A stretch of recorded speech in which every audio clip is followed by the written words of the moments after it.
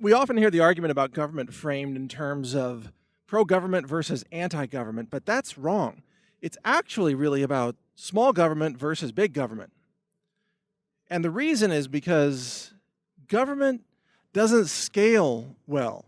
That's the subject of this short podcast. This is Mike Adams here, the Health Ranger. And I didn't originate this idea, by the way. There was somebody who gave a lecture on this. I don't recall his name.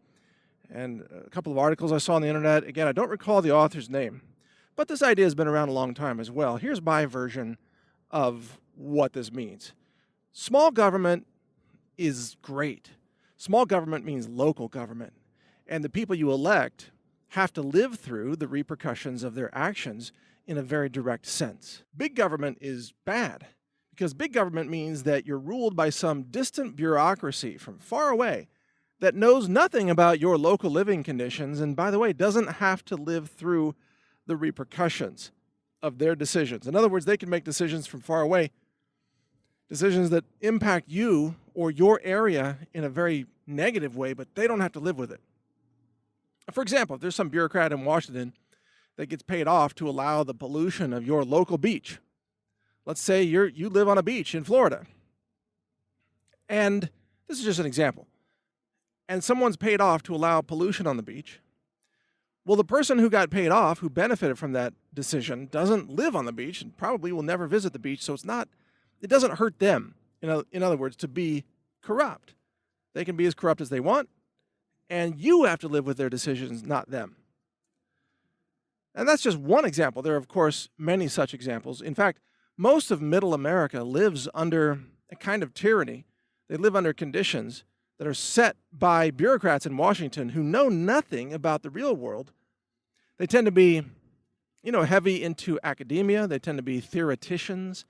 They tend to be corrupt individuals. They tend to be elitists.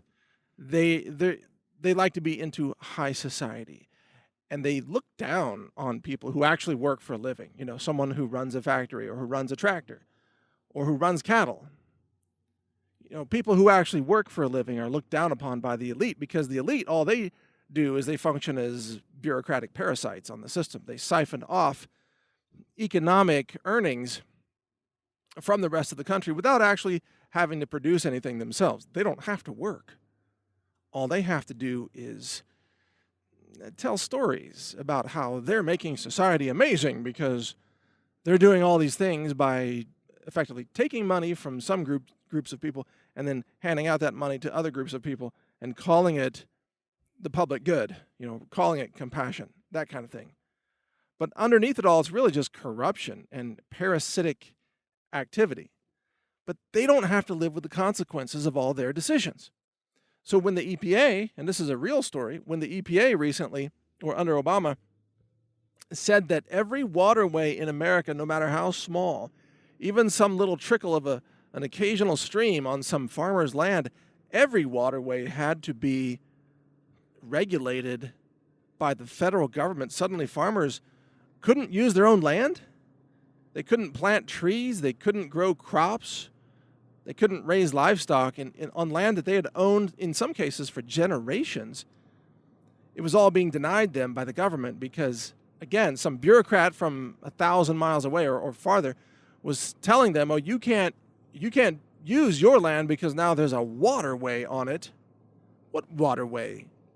You mean that little trickle where I drove my tractor through it and it left a tractor wheel track that now filled with water? We call that a puddle. The EPA calls it a navigable waterway. and the EPA actually has a budget for SWAT team people. I mean, actual body armor, AR-15, weapons, handguns, ballistic vests, helmets. EPA has a budget for that so they can run around the country terrorizing farmers for having puddles on their land. But that's just one example. You could say the same thing when it comes to food or health or minimum wage. It's another great example. So you've got minimum wages of $15 an hour that are going into effect in places like California or Oregon and Washington, and that it might make economic sense to someone living in a city like San Francisco where everything is super expensive, including rent, and wages are very high, but Then you go up into northern rural California, and $15 an hour wage makes no sense whatsoever. It's not relevant to the local economy, and it's just putting small restaurants and small businesses out of business because they can't pay $15 an hour. That's a policy created by bureaucrats in the cities, in Sacramento, mostly bureaucrats who cater to the cities like Los Angeles and San Francisco. But the policy makes no sense to rural Californians where the economy isn't the same. In rural California, a wage of $9 or $10 an hour for a young kid needing a part-time job while he's going to senior year of high school is a pretty good situation. But now those jobs are no longer available to those kids because the minimum wage has kicked in, forcing everybody out of business who used to have jobs for young people. So there you go. You see, government doesn't scale very well. Big government is bad government. That's kind of the shorthand version of all this. If you were to compress this whole podcast down to one sentence, that's it. Big government is bad government, but small government can be better government. I'm not going to say small government is heaven or anything, but it can be a better form of government because it's more representative of local people, because small government is run by local people, people who know the local issues, people who have to live with the consequences of their issues. And this is why the European Union was a disastrous idea, where you had all these unelected bureaucrats in Brussels setting all these rules and regulations that impacted all these European countries. But these bureaucrats in Brussels had no idea what was actually happening in those countries.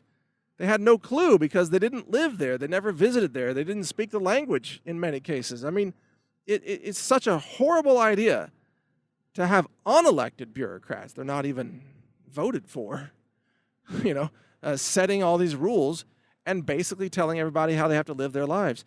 Talk about a nanny state. And this is why ultimately, by the way, the answer to all of this is to break up every centralized system. Break up the United States of America and break it into the individual states of America. Let Texas be Texas. Let California break up into 3 local smaller regions. So you have the west coast of California, which we'll call Venezuela. And then you have the rest of California, which we'll call Jefferson. How about that? Something more liberty-oriented. Or maybe they'll break it into north and south and west. I don't know. But the point is, break up these big bloated bureaucratic systems. Break them up into smaller, more locally run nation states. Texas knows how to run Texas. We don't need Washington to tell us how to run Texas. Same thing is true with Florida or Utah, for that matter, or Arizona. And let Illinois just be Illinois, because we all need to see a lesson of total financial collapse caused by liberals. So just let Chicago be Chicago. Everybody else who has any common sense should leave Illinois before that happens. Or parts of Michigan, for that matter, come to think of it. But you see my point. Local government works better. So if you want to hear more on issues like this, watch my new show, Counterthink. It's at counterthink.com. And you can also hear my podcast at healthrangerreport.com or read my website, newstarget.com.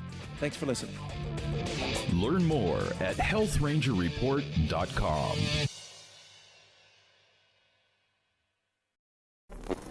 Thank you for watching. If you want to support our mission, visit us at healthrangerstore.com for the world's largest selection of lab-verified superfood and nutritional products for healthy living. It's at healthrangerstore.com.